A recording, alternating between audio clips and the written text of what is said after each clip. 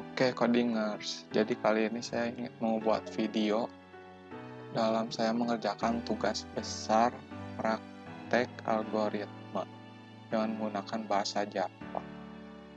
Di sini saya mendapatkan tugas besar yaitu mahasiswa menerapkan ilmu yang dipelajari, introduksi tugas besar semester yang akan datang. Saya disuruh membuat tugas itu memilih sebuah topik permasalahan di dunia nyata, misalnya perhitungan gaji, penjawab dalam kuliah, billing warnet, kasir, tiket bioskop, dan lain sebagainya. Lalu disuruh buatlah program Java yang dapat menangani masalah tersebut.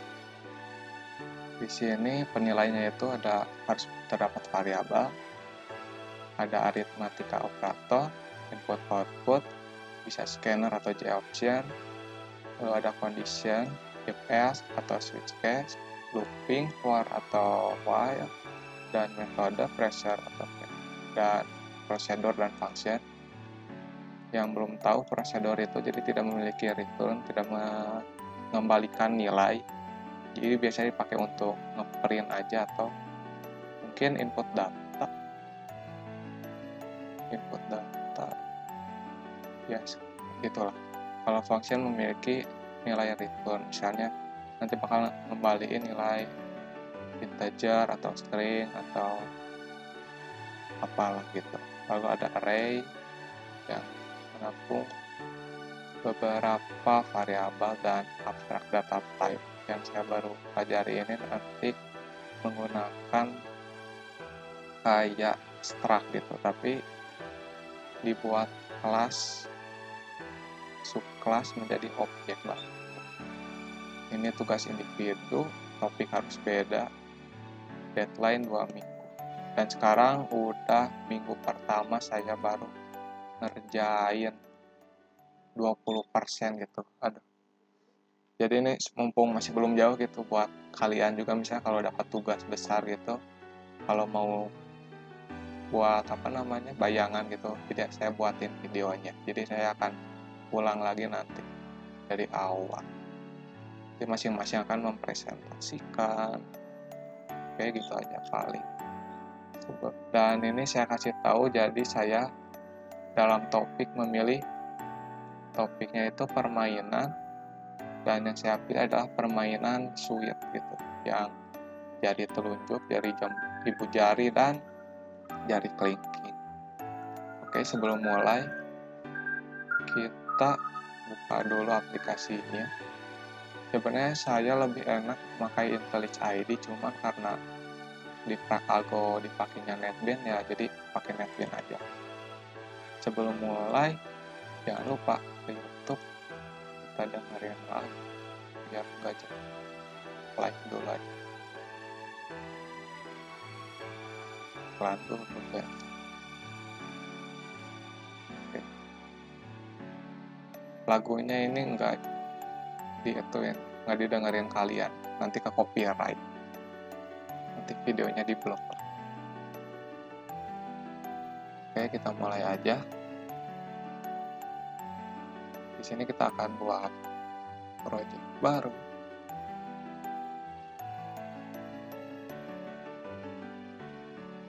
Oke, ini sebelumnya tadi saya udah buat, paling nanti buat kalau lihat lagi. Kita buat Java class. Namanya tugas. Bukan udah itu ya. Permainan suit. Tapi itu udah ada sih namanya yang lain. Permainan suit. Atau yang ini kita ubah aja namanya. Kita refactor, mana refactor? Refactor yang name. Jadi tes ini misalnya. Testing. Oke. Kita buat lagi yang baru. Namanya permainan suit. Oke, di sini saya udah mengganti temanya waktu kemarin. Tadi sebenarnya buat videonya itu tadi. Oke, di sini kita rapihkan sedikit. Iya, di sini author kita kasih nama saya Aditya Tirta Yogar. Oke, semoga jelas ya ini tulisan. Di sini pertama kita buat dulu abstrak tipe data type, yaitu kelas. Misalnya saya buat static, namanya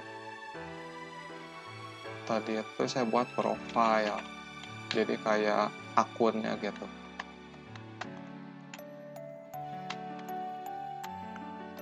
Kalau nulis ngoding saya sukanya diginiin ya, biar kelihatan rapi gitu. Nah ini untuk objek layer, nanti dalam static class, lupa static class, lalu nama kelasnya profile. Kenapa pakai static? Static itu agar bisa dipakai di dalam PSVM. Kalau nggak pakai static nggak bisa. Kalau ini pakai public juga bisa sebenarnya gitu, cuman public itu buat dipakai di file lain gitu, buat misalnya ini kelas ini itu kode ini mau dipakai di project atau kelas lain gitu, jadi pakainya public. Tapi kan kita nggak, jadi nggak usah pakai public aja, nggak apa-apa. Di sini di kelas profile itu saya mau cuma menyimpan nama dan integer nyawanya. Jadi saya udah mungkin 3 kali kalah gitu, nanti ya 3 kali kalah dalam suite maka selesai gitu, kamu kalah. Kita bagi dulu, pisahkan. Misalnya di sini kita pakai apa ya, ini aja. Oh jangan, ini pakai komen ini biar rapi. Di sini kita tulis, di sini tadi kan namanya, inilah kita copy aja. Oh bukan, beda. Ini berarti abstract data type. Benar gak nulis abstract data type? Oke. Mungkin 2 dulu cukup, nanti kalau ada yang kurang bisa ditambah. Di sini saya buat prosedur dulu. Prosedur itu buat ngeprint, misalnya nanti ngeprint awal kata, kita kurang biar sama. Oh enggak deh. Terus udah prosedur itu kita buat function yang memiliki nilai return dan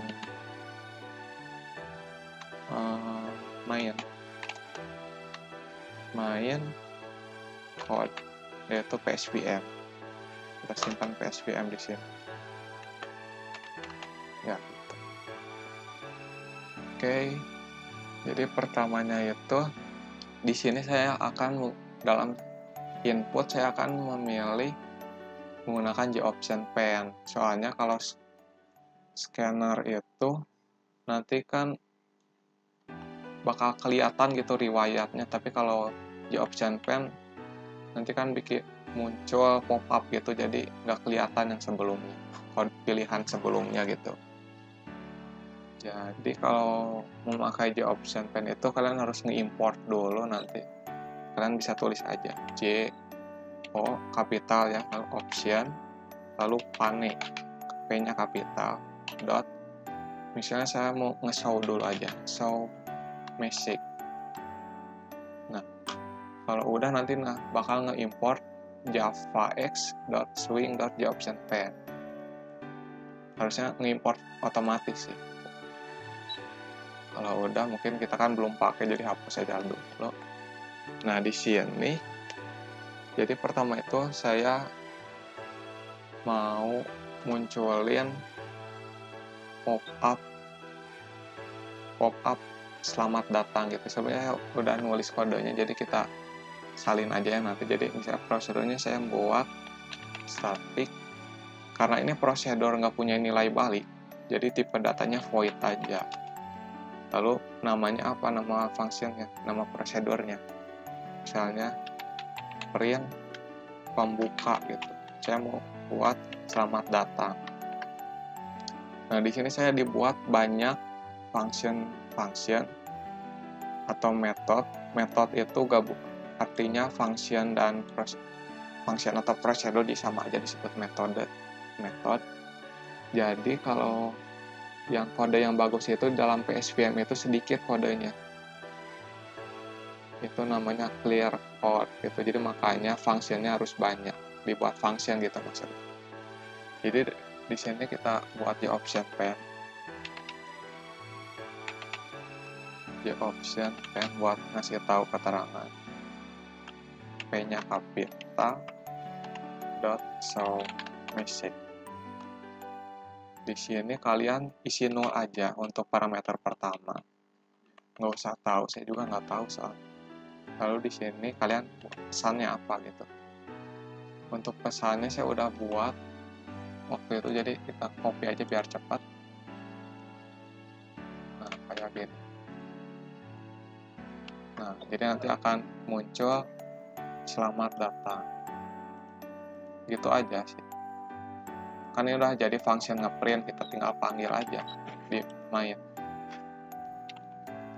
Tulis pembukaan. Nah, itu aja.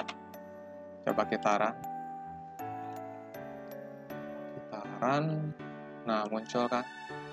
Ini nggak bisa diperbesar. Ya gitulah tuh, muncul selamat datang. Oke, bisa. Gitu aja paling. Sebenarnya kan bisa kalian gini. Kalian bisa tulis kode ini di dalam ini. Gitu. Bisa aja ini.